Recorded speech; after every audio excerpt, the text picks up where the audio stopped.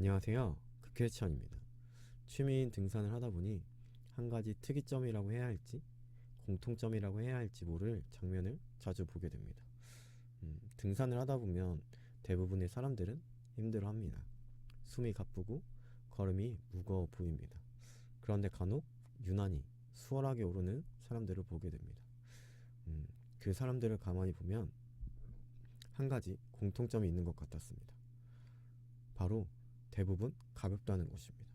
몸이 가볍거나 짐이 가볍거나 둘 중 하나는 반드시 가볍습니다. 물론 등산에는 안전을 위한 기본 장비가 필요할 수 있습니다. 하지만 그 이상은 대부분 욕심에서 시작되는 것 같습니다. 너무 많은 음식을 위한 도구들, 혹시 필요할지도 모른다며 넣어둔 수많은 것들. 짐이 무거워지는 이유는 결국 내가 채워 넣는 것들 때문이라는 생각이 들었습니다. 그러다 문득 이런 생각이 들었습니다. 신앙도 똑같지 않을까. 우리는 종종 욕심으로 가득 찬 채 하나님께 나아가려고 합니다. 내 방식, 내 계획, 내가 원하는 결과들.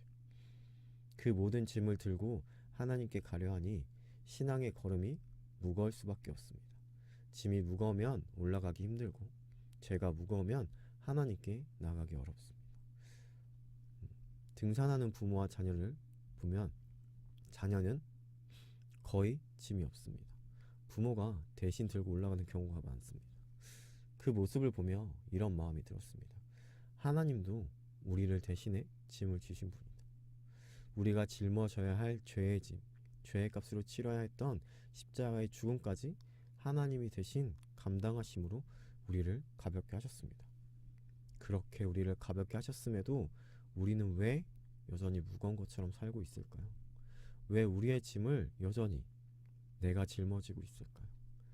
하나님께 맡겨야 하지 않을까요? 구원의 믿음을 신뢰함으로, 구원의 믿음을 살아냄으로 살아가야 하지 않을까요?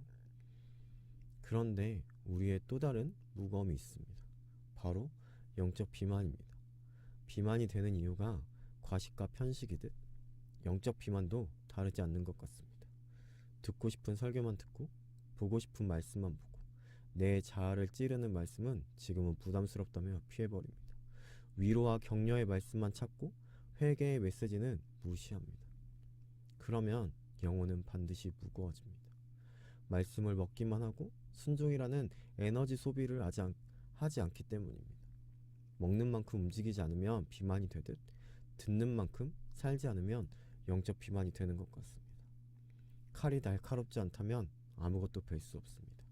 아무리 칼의 모양을 하고 있어도, 아무리 손에 쥐고 있어도 아무것도 베지 못한다면 그건 더 이상 칼이라고 부르기 어렵습니다.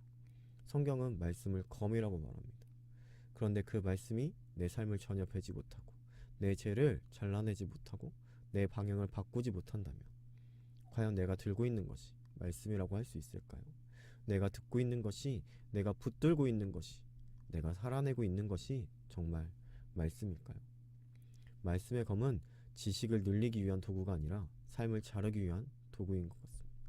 내 죄를 자르고 내 욕심을 자르고 내 고집을 잘라내 나를 가볍게 만들기 위한 도구입니다. 또한 칼을 차고 있는다고 칼이 나를 지켜주지 않습니다.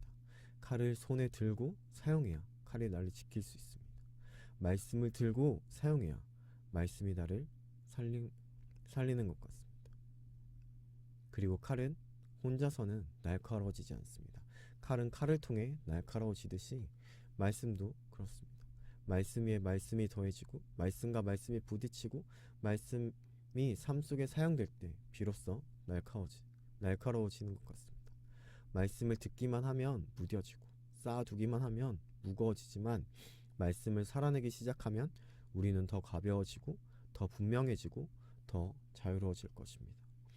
그래서 신앙은 말씀을 많이 아는 사람이 아니라 말씀에 많이 배워본 사람의 삶이 아닐까라는 생각을 합니다. 그리고 한 가지 더 깨닫게 된 것이 있습니다. 은혜도 마찬가지입니다. 하나님이 주신 은혜가 내 안에만 머물러 있으면 그건 축복이 아니라 정체가 되고 정체는 결국 부패합니다. 은혜는 흘러갈 때 살아납니다. 이 깨달음이 제가 유튜브를 다시 시작하게 된 이유 중 하나였습니다.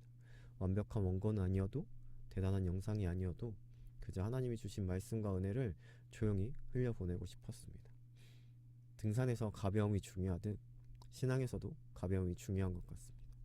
죄의 짐을 내려놓고 욕심의 짐을 비워내고 영적 비만에서 벗어나 말씀과 은혜가 내 삶을 통해 흘러가게 하는 것. 그 길이 하나님께 더 깊이, 더 가까이 나가는 길인 것 같습니다.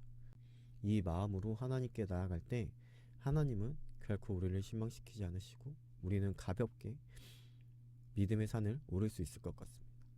하나님과 함께하는 오늘이 우리를 가볍게 하고 우리를 붙들어주는 은혜가 되기를 바랍니다. 감사합니다.